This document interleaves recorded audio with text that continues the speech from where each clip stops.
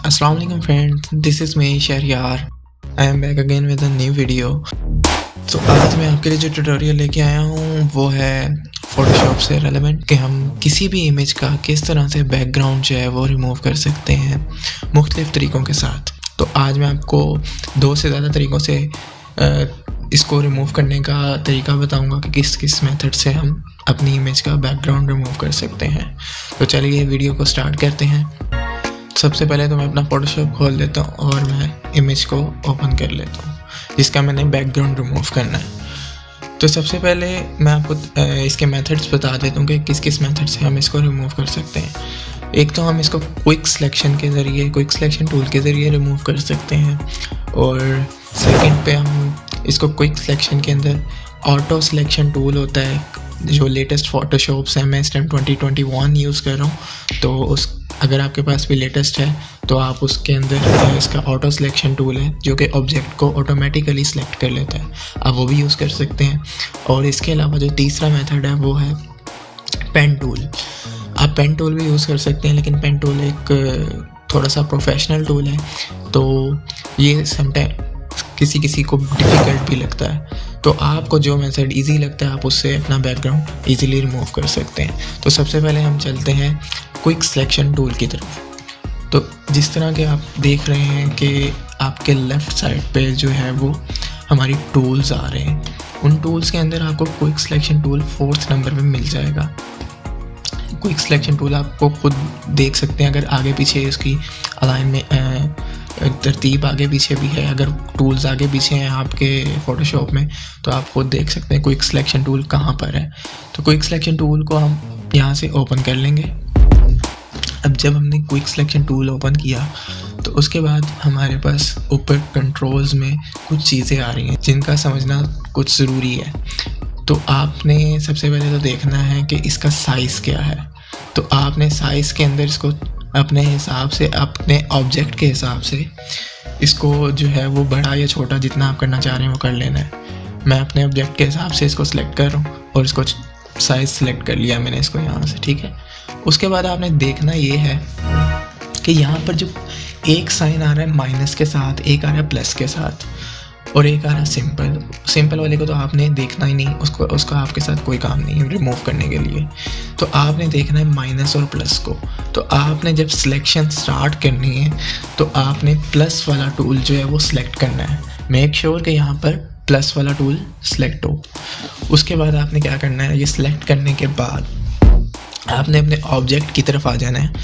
अब आप जब ऑब्जेक्ट के ऊपर आ जाएंगे तो आपने ऑब्जेक्ट को थोड़ा सा क्लोज कर लेना, जूम कर लेना अपनी विंडो को। उसके बाद आपने सिलेक्शन स्टार्ट कर देनी है। अब मैंने ऑब्जेक्ट के अंदर रहते हुए इसको अपने लेफ़्ट क्लिक के साथ सिलेक्शन करनी है। इसको ड्रैग करके मीन्स क्लिक को रिलीज़ नहीं करना आपने, और इसको ये ऑटोमेटिकली जो आपका ऑब्जेक्ट है ना सिलेक्ट होता जाएगा। ये ऑटोमेटिक डिटेक्ट कर रहा है बाउंड्रीज़ को। तो आपने इसको क्लिक को रिलीज़ नहीं करना और इसको सिलेक्ट करते जाना। मीन्स के इसको आपने क्लिक को अगर रिलीज़ करना है तो आप कर सकते हैं, लेकिन अपने ऑब्जेक्ट के अंदर रहते हुए। अगर इसको आप बाहर लेके जाएंगे, इसको प्लस के साइन को, इस सिलेक्शन टूल को अगर आपने ऑब्जेक्ट के बाहर लेके जाएंगे तो ये आपका ऑब्जेक्ट से बाहर भी सिलेक्शन करना स्टार्ट कर देगा, जो कि हमें नहीं चाहिए। हमने सिर्फ अपने ऑब्जेक्ट को सिलेक्ट करना है। अब जिस तरह आप देख रहे हैं कि ये मैं जैसे जैसे जहाँ क्लिक कर रहा हूँ ये वहाँ जो है वो इसको सिलेक्ट करता जा रहा है मेरा ऑब्जेक्ट।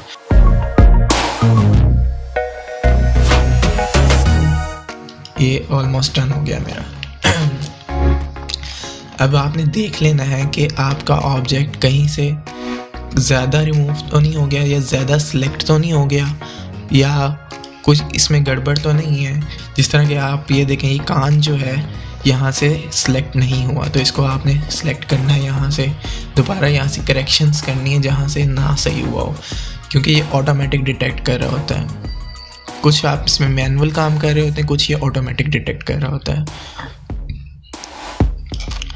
उसके बाद आपने देख लेना है अगर इन केस आपका ऑब्जेक्ट से बाहर चला जाती है सिलेक्शन, अब फॉर एग्जांपल मैं आपको करके दिखा देता हूँ। अब मेरी ये ऑब्जेक्ट से बाहर चली गई है सिलेक्शन, जिस तरह के आपको नज़र आ रहा होगा यहाँ पे। अब इसको किस तरह से ठीक करना है? इसको हमने इसी तरह से ठीक करना है, जहाँ पर हमारा जो माइनस वाला टूल है वो काम आएगा। आपने क्या करना है कि माइनस वाला टूल सेलेक्ट करना है और उसके बाद इसको यहाँ से जो बाहर गया ना आपके ऑब्जेक्ट के, आपने वहाँ से इसको ठीक करना है, जिस तरह के आपने वहाँ से सिलेक्शन की है प्लस वाले टूल से। इसी तरह माइनस से आपने इसको सेलेक्ट करना है और ऑब्जेक्ट के अंदर नहीं जाने देना अपने टूल को। और ये देखें, ये दोबारा वापस ठीक हो गया। इस तरह से आपका माइनस टूल जो है वो काम आएगा, आपका जो क्विक सिलेक्शन में माइनस है। तो उसके बाद आपने क्या करना है, जब आपकी सिलेक्शन हो जाएगी पूरी की कंप्लीट, उसके बाद आपने क्या करना है कि यहाँ पर आपको एक बॉटम में, आपके बॉटम राइट साइड पे ऐड मास्क की ऑप्शन आ रही होगी। आपने ऐड मास्क के ऊपर सिंपली क्लिक कर देना है, लेफ़्ट क्लिक करना है और आपका बैकग्राउंड रिमूव हो जाएगा। जिस तरह के आपने देखा कि बैकग्राउंड टोटली रिमूव हो चुका है इजीली। अब एक तो तरीका हमारा ये हो गया जिससे हमने क्विक सिलेक्शन के ज़रिए अपना जो है वो रिमूव किया बैकग्राउंड। अब हम चलते हैं दूसरे तरीके की तरफ। वो क्या है? अब मैंने इमेज को आपके सामने दोबारा ओपन कर लिया। अब हम करेंगे क्विक सिलेक्शन में ऑटोमेटेड टूल के ज़रिए इसको रिमूव। अब देखें बैकग्राउंड कोई भी चीज़ सिलेक्टेड नहीं है इस टाइम, और हम जाएंगे उसी टूल के अंदर, क्विक सिलेक्शन के अंदर। क्विक सिलेक्शन के अंदर जाने के बाद अब आपको यहाँ पर सेलेक्ट सब्जेक्ट भी नज़र आ रहा होगा। सेलेक्ट सब्जेक्ट के ऊपर आपने जैसे ही क्लिक करना है, इसमें आप बिल्कुल भी मैनुअली वर्क नहीं करेंगे जिस तरह के आपने क्विक सिलेक्शन में किया, थोड़ा बहुत वर्क। लेकिन यहाँ पर आप कुछ भी मैनुअल करेंगे ही नहीं। यहाँ पर सिर्फ फोटोशॉप इसको ऑटोमेटिकली जो है वो आपका सब्जेक्ट सेलेक्ट कर लेगा। जैसा कि मैंने इस पर क्लिक किया और ये उसने उसका अपना काम स्टार्ट कर दिया, और कुछ ही सेकंड्स के अंदर ये आपका सब्जेक्ट जो है वो सिलेक्ट कर देगा। और ये देखें, जैसा कि आप देख रहे हैं कि इसने कुछ सेकंड भी नहीं लगाए और आपका सब्जेक्ट जो है वो सिलेक्ट भी हो चुका है। पर ये टूल कहाँ पर आपको जो है वो हेल्पफुल नहीं होता?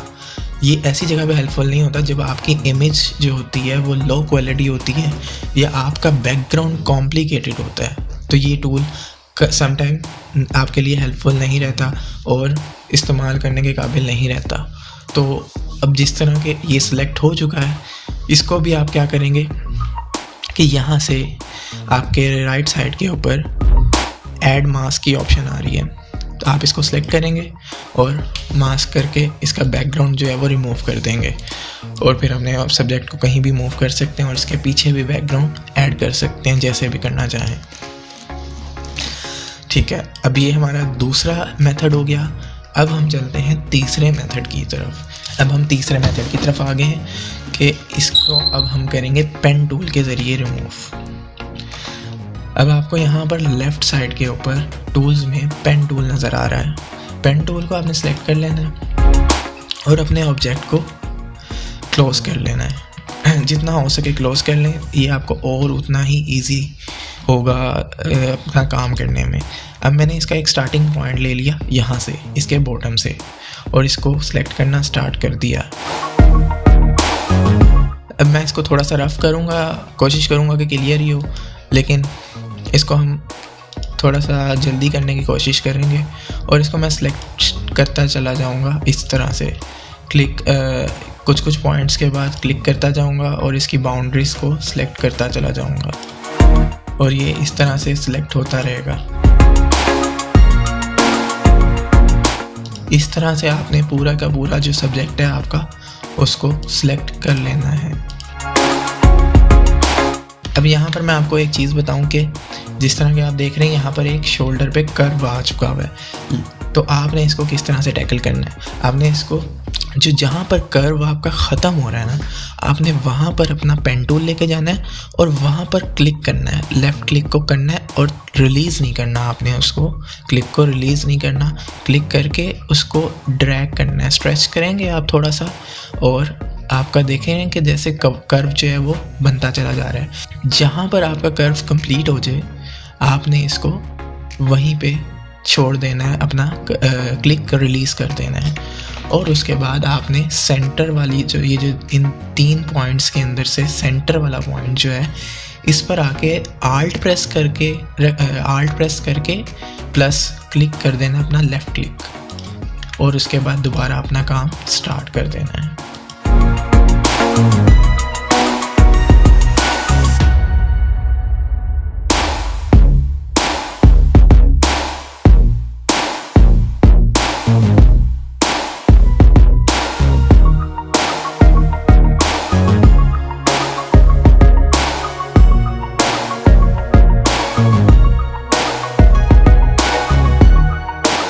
मैं क्या करूँगा, मेरा जो सिलेक्शन है वो कंप्लीट है ऑलमोस्ट, मैं अपने स्टार्टिंग पॉइंट पे जाके क्लिक कर दूंगा और ये मेरी सिलेक्शन कंप्लीट हो जाएगी। इस तरह के आप देख सकते हैं कि ये इसने सिलेक्शन कर ली है। अब आपने इसको क्या करना है कि ऑब्जेक्ट अपने सब्जेक्ट के ऊपर राइट क्लिक करना है और इसको मेक सिलेक्शन वाली ऑप्शन पे क्लिक कर देना है। मेक सिलेक्शन में आपने मेक श्योर करना है कि फेदर रेडियस जो है वो आपका 1 हो, एंटी अलाइज्ड हो, और जस्ट इसको ओके कर देना है आपने, और ये सिलेक्शन कर लेगा आपकी सब्जेक्ट की। उसके बाद आपने क्या करना है कि यहाँ पर जिस तरह के हम पीछे करते आए हैं कि आपने ऐड मास्क वाला जो टूल है हमारे पास आपके बॉटम में राइट साइड पे आ रहा है, उसके ऊपर आपने सिंपली क्लिक करना है और ये आपका बैकग्राउंड रिमूव हो जाएगा इजीली। ठीक है, ये थोड़ा सा ये वाला जो टूल है पेन टूल जिसके ज़रिए भी हमने इसको रिमूव किया है, ये थोड़ा सा डिफ़िकल्ट है उसकी निस्बत आपके जो क्विक सिलेक्शन टूल है वो इजी भी है और एक्यूरेट भी है। और इसके बाद आप इसके अंदर कोई भी बैकग्राउंड ऐड करना चाह रहे हो, अभी आपका ट्रांसपेरेंट हो चुका हुआ है, आप इसके बैक पे कोई भी बैकग्राउंड ऐड करना चाह रहे हो वो इजीली ऐड कर सकते हैं। मैं आपको करके भी दिखा देता हूँ, कोई भी बैकग्राउंड ऐड कर लेते हैं इसके अंदर, जैसे कि मैं इस टाइम इसको ऐड कर लेता हूँ बैकग्राउंड में।